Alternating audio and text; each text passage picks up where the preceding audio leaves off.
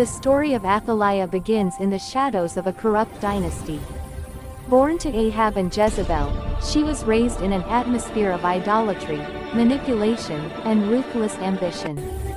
From her earliest days, she observed a world where power was seized through cunning, and where loyalty to God was replaced with the worship of Baal. The environment that shaped her heart was one steeped in rebellion, spiritual darkness, and the legacy of a mother who silenced prophets and led nations astray. When Athaliah was given in marriage to Jehoram, king of Judah, the union was meant to strengthen political ties between the two kingdoms. Instead, it became the doorway through which spiritual corruption entered Judah. Her presence introduced the same influences that had infected Israel: idol worship, moral decay, and a quiet but destructive shift away from the God of David.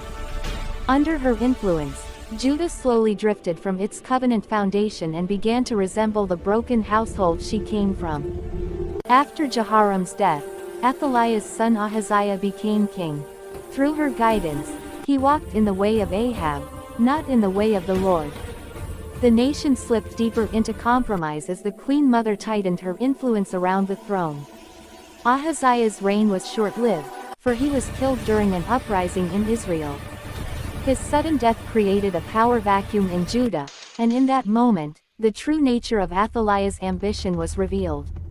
Rather than respond with sorrow, Athaliah responded with lethal determination. Seeing the throne unprotected, she unleashed one of the most horrifying acts recorded in the history of Judah. She ordered the destruction of the entire royal family. In her ruthless pursuit of power, she commanded the slaughter of her own grandchildren and every possible heir to the throne of David. Her goal was absolute control, and she believed that the only way to secure her rule was to erase every trace of David's lineage. Judah trembled under the weight of this atrocity. The palace became a place of unspeakable grief, and the royal line, carriers of the covenant promises of God, seemed wiped out. But even in the darkest actions of human evil, the purposes of God continued quietly and invisibly. Unknown to Athaliah, one infant boy escaped her massacre. Joash, the young son of Ahaziah, was hidden by faithful hands in the temple of the Lord. While Athaliah believed she had eliminated every heir, God preserved a single child as a living seed of his covenant. For 6 long years Athaliah ruled over Judah. Her reign was marked by spiritual corruption and political oppression. She strengthened the worship of Baal, neglected the temple of the Lord, and ruled without regard for righteousness or compassion. Her leadership brought Judah into its darkest spiritual condition since the days of the judges.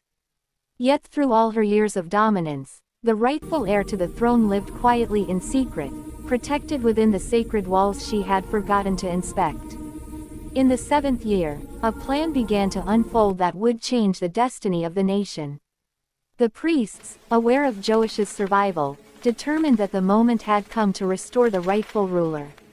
With careful preparation and unwavering courage, they gathered loyal leaders and made arrangements to reclaim the throne for the house of David. The child who had once been hidden for protection was now ready to stand as king. The coronation took place within the temple, where Joash was crowned before the gathered priests, captains, and people of Judah. Trumpets sounded throughout the city as the nation rejoiced in the return of the true heir. The noise of celebration was so great that it reached the palace and drew Athaliah toward the temple she had long ignored. When Athaliah saw the young king standing in his rightful place, her world collapsed. The throne she had secured through bloodshed was no longer hers. The power she had built upon fear and murder had come to its end. Her final cry of accusation echoed through the temple courts, but her reign was over. She was removed from the sacred grounds she had defiled and executed outside its walls, bringing her 7-year tyranny to a definitive end. With Athaliah gone, Judah experienced restoration. The altars of Baal were torn down, the temple of the Lord was repaired, worship was revived, and the covenant promise to David was reaffirmed through the reign of Joash. The story of Athaliah stands as a powerful reminder that ambition without righteousness leads to destruction, that evil cannot sustain a throne built on blood, and that God's promises remain unshaken even when wickedness appears victorious. Her life illustrates the consequences of a heart shaped by rebellion and the devastation brought by a leadership devoid of the fear of God.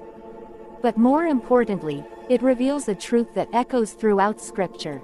Even when darkness seems to dominate, God always preserves a remnant.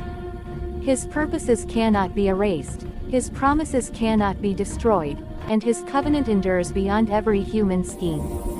In the end, the throne returned to the line of David, and the kingdom was restored, not because of human strength, but because God's faithfulness outlasted every attempt to silence His plan.